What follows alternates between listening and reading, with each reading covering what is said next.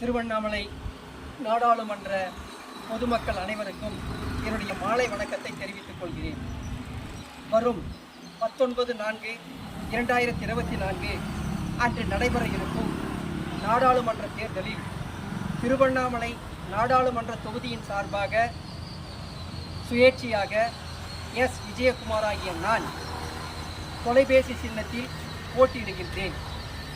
ஆகவே திருவண்ணாமலை நாடாளுமன்ற தொகுதி மக்கள் அனைவருக்கும் என்னுடைய பணிவான வேண்டுகோள் என்னவென்றால், என்னை தொலைபேசி சின்னத்தில் பெருவாரியான வாக்கு வித்தியாசத்தில் வெற்றி பெற செய்தால் ரேஷன் கடைகளில் அனைத்து பொருட்களும் நீங்கள் மாதம் முழுவதும் எந்த நேரத்தில் சென்றாலும் கிடைக்க வழிவகை செய்வேன்.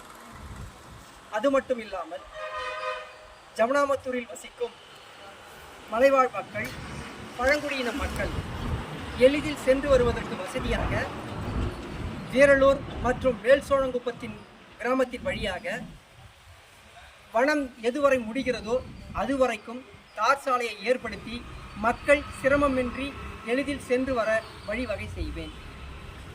பெண்கள் மற்றும் பெண் குழந்தைகளுக்கு எதிரான கொடுமைகளுக்கு கடுமையான தண்டனை வழங்க வேண்டும் என்று புதியதாக அமையவிருக்கும் மத்திய அரசை வலியுறுத்துவேன்.